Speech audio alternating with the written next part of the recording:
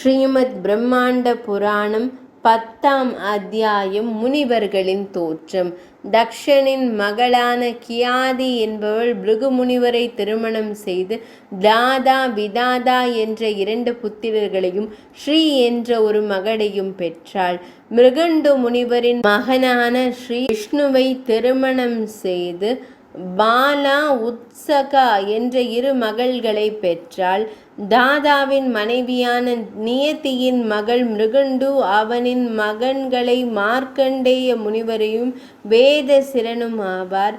விததா ஆயதியை திருமணம் செய்து பாண்டுவை பெற்றாள். இவர்கள் பிருகு முனிவரின் வம்சத்தினர் ஆவர். பிருகு வம்சத்தில் இவர்கள் அவதரித்தமையால் இவர்களை பார்கவர்கள் என்று வழங்கப்படலாயினர். தக்ஷனின் மகள் சம்பூதி என்பவள் மரீச்சி முனிவரை திருமணம் செய்தாள். இவர்கள் இருவருக்கும் பிறந்த புத்திரர்கள் அனைவரும் இல்வாழ்க்கையை துறந்து முனிவர்களானார்கள். தக்ஷனின் மகளான சன்னவதி கிருத்து முனிவரை திருமணம் செய்தாள். இவர்களது வம்சத்தை சேர்ந்த ஆயிரக்கணக்கான புத்திரர்கள் இல்வாழ்க்கையை வெறுத்தொதுக்கிவிட்டு காட்டிற்கு சென்று தவம் செய்து பலம் மிக்க தவ முனிவர்கள் ஆகினர். இவர்கள் வாலகில்யர் என்று அழைக்கப்பட்டனர். தக்ஷனின் மகளான ஸ்வாஹா அக்னி தேவனை திருமணம் செய்தாள். இவர்களின் பரம்பரையும் மிகவும் பெரியது. ஸ்வாஹாவின் மூத்த மகன் பவகாவின் புத்திரனான சகசிராட்சகன், 2வது மகன் பவமானின் மகன் காவியவாகனன், அதுபோல 3வது மகன் சுருச்சியின் மகன் ஹவ்யவாகனன். தேவர்கள் ஹவ்யவாகனனையும் பித்ருக்கள் ஹவ்யவாகனனையும் அசுரர்கள் சகசிராட்சனையும் தீக்கடவுளாக வழிபட்டனர். முனிவர்கள் வாயுதேவனை நோக்கி, தேவரே, நாம் அரசர்களின் வீர தீர செயல்களை கேட்க விரும்பவில்லை. அதனால் சிவபெருமானின் வரலாற்றையே அறிய விரும்புகிறோம். தக்ஷனின் மகளாகிய தாக்ஷாயினியின் வரலாற்றை கூறுங்கள் என்றனர்.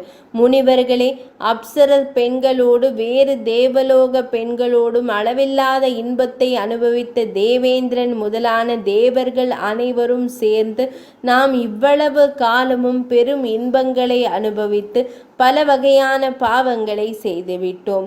அவை எம்மை துன்புறுத்த போகின்றன என்று எண்ணி கவலைப்பட்டு இமயமலைக்கு சென்று சிவபெருமானிடம் தனது கவலையை வெளியிட்டு மனசாந்தி பெற்று திரும்பினார்கள்.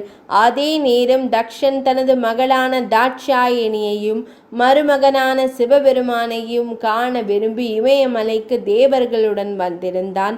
தாக்ஷாயினி அங்கு வந்திருந்த எல்லோரையும் சமமாக வரவேற்றாள். தக்ஷன் தனது அஞ்ஞானத்தால் தாட்சாயினி உலக மாதா என்பதை உணராது தனது மகள் என்று எண்ணி அவள் தன்னை மேலான நிலையில் வரவேற்கவில்லை என்று நினைத்து அவளையும் சிவபெருமானையும் அவமதிக்க வேண்டும் என்று எண்ணம் கொண்டு சிவபெருமானுக்கும் பார்வதி தேவிக்கும் அபிர்வாகம் கொடுக்காது பெரும் யாகம் ஒன்றை செய்தான். அதற்கு அவன் சிவபெருமானையும் அன்னை பார்வதி தேவியையும் அழைக்கவில்லை. ஏனைய தேவர்கள் அனைவரும் யாகத்திற்கு அழைப்பின் பெயரில் வந்திருந்தனர். தாக்ஷாயினி தனக்கு அறிவிக்காவிட்டாலும் தந்தை செய்யும் யாகத்திற்கு செல்ல விரும்பி அதை சிவபெருமானிடம் கூற முதலில் மறுத்த ஈசனார் பின்பு மனமிறங்கி அவளை யாகத்திற்கு செல்ல அனுமதித்தார்.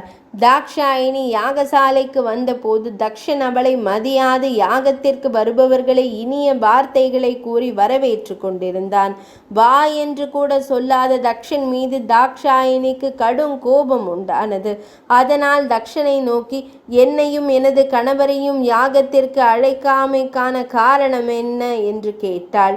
அதற்கு தக்ஷன் கடும் கோபம் கொண்டு கூறினான், எனது தகுதிக்கு உனது கணவர் பொருத்தமில்லாதவர். உன் கணவர் பித்து பிடித்து மயானத்தில் பேய் பிசாசுகளுடன் கூத்தாடுபவர். உத்தமமான அழகுகள் எவையும் இல்லாதவர். எலும்பையும் மண்டை ஓட்டையும் கோர்த்து மாலையாக அணிந்தவர். எனக்கு பகைவன். அதனால் தான் அழைக்கவில்லை. நான் அழைக்காத போது நீ ஏன் இங்கு வந்தாய் என்று கேட்டான். அதனால் கோபம் கொண்ட தாட்சாயினி, ஆணவத்தால் உண்மையை புரியாது வாழும் நீ செய்த குற்றத்திற்கு பாவத்திற்காக தண்டிக்கப்படுவாய் என்று கூறி தனது உடலை அழித்துவிட்டு நெடுங்காலமாக பார்வதி தனது மகளாக பிறக்க வேண்டும் என்று எண்ணி தவம் செய்து கொண்டிருந்த இமாலய மன்னனின் மகளானாள். முனிவர்களே, பார்வதி தேவி மறைந்ததும் ஹோம குண்டத்தில் எரிந்த அக்னி அணைந்தது. மந்திரங்கள் செயலற்று போயின. அதை கண்ட தேவர்களும் முனிவர்களும் இனி என்ன நடக்குமோ என்று அஞ்சினர். அப்போது அங்கு வந்த சிவபெருமான் பெருங்கோபம் கொண்டு, தட்சா, நீ என்னையும் எனது மனைவியையும் அவமதித்து உனது மற்ற மகள்களையும் மருமக்களையும் போற்றியமையால் நீ மானுடனாக பிறக்க கடவாய். அப்போது நீ யாகம் செய்வாய். அந்த யாகம் என்னால் அழிக்கப்படும். உன்னால் போற்றி வரவேற்கப்பட்ட உனது மருமக்கள் மானிடராவர். உனது செயல்கள் யாவும் தடைபடும் என்று சபித்து அவ்வாறு அவர்கள் தோன்றிய காலத்தில் அவர்களை அழித்தார் என்றார் வாயுதேவன். 10ஆம் அத்தியாயம் இனிதே நிறைவடைந்தது.